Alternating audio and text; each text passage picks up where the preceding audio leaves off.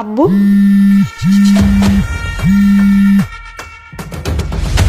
আব্বু দেখো, আম্মু আমার জন্য দুধ বানিয়েছে। এই তোকে বলেছি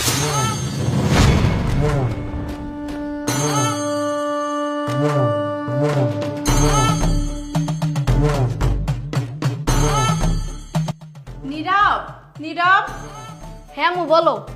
এই নে, তুই না দুধ খেতে পছন্দ করস, নে। তুমি আমার জন্য দুধ বানিয়েছো? জি। আব্বু,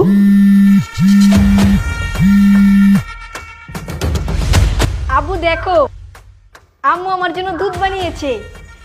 এই তোকে বলেছি না আমার পারমিশন ছাড়া আমার ফোন ধরবি না। আম্মু আসলে আব্বু কল দিয়েছিল, তাই ফোনটা রিসিভ করেছি। তোর আব্বু কল দিলেই ধরতে হবে, যা এখান থেকে যা। ধ্যাৎ, এই প্ল্যানটাও মিস গেল, কি যে করি। যাই হোক, আরেকটা প্ল্যান নতুন করে সাজাতে হবে। ওরে যে কিভাবে দুনিয়া থেকে বিদায় করি আল্লাহই জানে। ওর আব্বু আবার বিষের বোতল দেখে ফেলেছে কিনা। হ্যাঁ, কি ব্যাপার, দুধের গ্লাসের পাশে ওইটা বিষের বোতল মনে হচ্ছে। ব্যাপারটা আমার কাছে সন্দেহ মনে হচ্ছে। আমাকে তাড়াতাড়ি বাসায় যেতে হবে, হাতের কাজটা সেরে নেই। মেজাজটাই খারাপ করে দিল। যাই, আমার জানকে একটা কল দিই, দেখি কখন আসবে।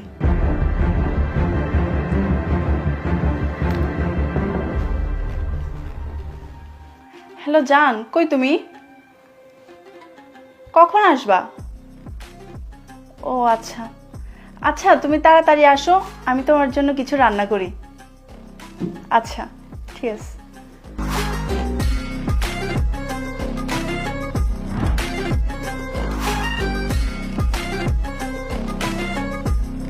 এখন তো আম্মু নেই, আব্বুকে একটা কল দিই।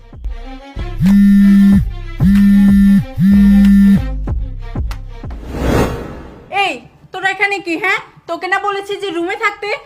আসলে আম্মু আমি এখানে এমনিতে একটু আসছিলাম। এমনিতে কেন আসছস? একটা কাজও তো ঠিক মতো করিস না। আর তোর মতো আপদ তোর আব্বু আমার ঘাড়ের উপরে দিয়ে নিজে অফিসে নিশ্চিন্তে কাজ করে। তোর আর এই জ্বালা যন্ত্রণা না আমার আর সহ্য হয় না। তুই কি মুটতে পারিস না? আম্মু আমি তোমার সব কাজ করে দিই, তোমার সব কথা শুনি।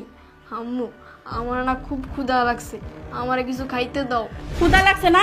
একটা কাজও তো ঠিক মতো করস না, আর এখন খাই খাই করস। তোকে যে আমি 3 বেলা খাইতে দিই, এটাই তো অনেক। কবে যে তুই মরে আমাকে মুক্তি দিবি উপরওয়ালাই ভালো জানে। এখন আবার কে আসলো?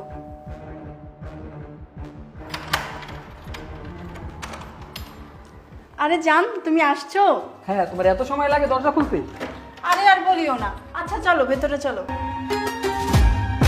আসো জান, বসো। আরে ও এইখানে? তার মানে আমি তোমাকে যে প্ল্যান দিছিলাম তুমি এটা সাকসেস করতে পারো? চুপ। এই, তোর না ক্ষুধা লাগছে? যা, ফ্রিজে কিছু বাসি খাবার আছে, ওগুলা খেয়ে আমাকে উদ্ধার কর।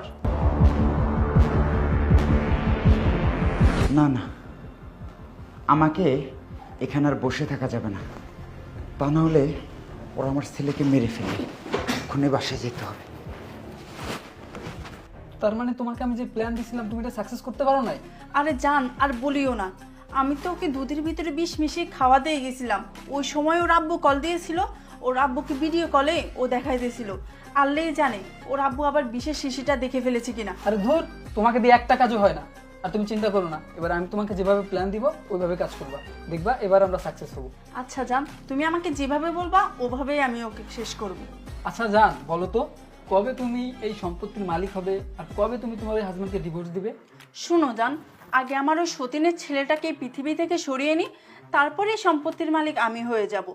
যতদিন ওই ছেলেটা বেঁচে আছে ততদিন তো কিছুতেই আমি এই সম্পত্তির মালিক হতে পারবো না। তাই আগে এই দুনিয়া থেকে ওর ছেলেকে সরাতে হবে, তারপরে সয় সম্পত্তি আমার নামে লিখে নিব। আর আমি জানি ও আমাকে যেই পরিমাণ ভালোবাসে এবং বিশ্বাস করে, ও এমনিতেই সয় সম্পত্তি আমার নামে লিখে দিবে। তখন তুমি আর আমি দূরে কোথাও চলে যাব, আমাদের বাধা দেওয়ার মতো আর কেউ থাকবে না। আচ্ছা জান, শোনো না, চলো না। বাহ বাহ,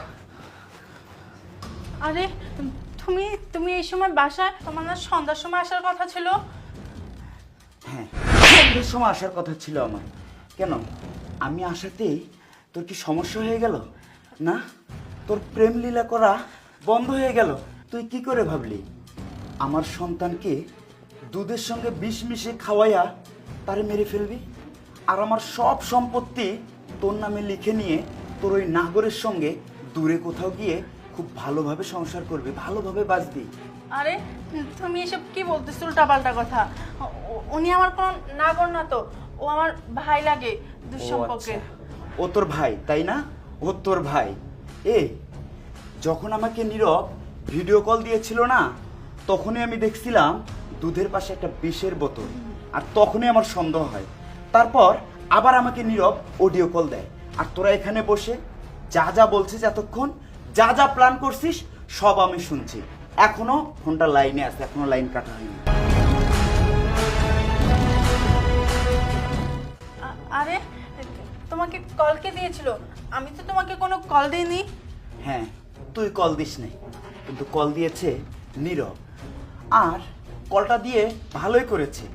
তা না হলে তোর ভিতরে যে আসলেই কি চলতেছিল এটা আমি কোনোদিনই বুঝতে পারতাম না। খুব ভালো করেছে। তবে এই, আমি তোকে বিয়ে করেছিলাম কেন বল? কেন তোকে বিয়ে করছিলাম? যখন আমি তোকে বিয়ে করি কি বলছিলাম তোকে? যে আমার ঘরে ছোট্ট একটা সন্তান আছে, তার মা আর এই পৃথিবীতে নেই। আমার এই সন্তানটা তোকেই দেখতে হবে, তাকে মার মতো করে ভালোবাসা দিতে হবে। তুই কি কখনো তাকে দিয়েছিস তোর ভালোবাসা? কখনোই দিস নাই। সে তোর কাছে কি চাইছিল বল?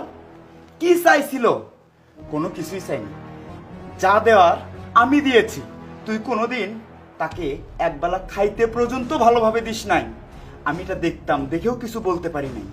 আরে তুই কেমন মা, যে সন্তান তোকে মা বলে ডাকলো তাকে কিনা তুই বিষ খাওয়ায় মেরে ফেলার প্ল্যান করলি?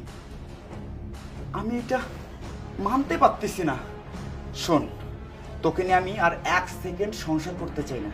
তুই আমার চোখের সামনে থেকে বের হয়ে যা। তুই যে স্বপ্ন দেখেছিলি না আমার সকল সয় সম্পত্তি তুই ভোগ করবি, সে স্বপ্ন তোর কোনো দিনেই পূরণ হবে না। তোর মুখ আমি দেখতে চাই না। আমার চোখের সামনে থেকে বের হয়ে যা। তোর নাগরকে নিয়ে বের হয়ে যা বলছি। দেখো, আমাকে এবারের মতো মাফ করে দাও না। কোনো মাফ হবে না। যা, আমি যাইতে বলছি চলে যা। আমি তোর মুখ দেখতে যাচ্ছি না, যা।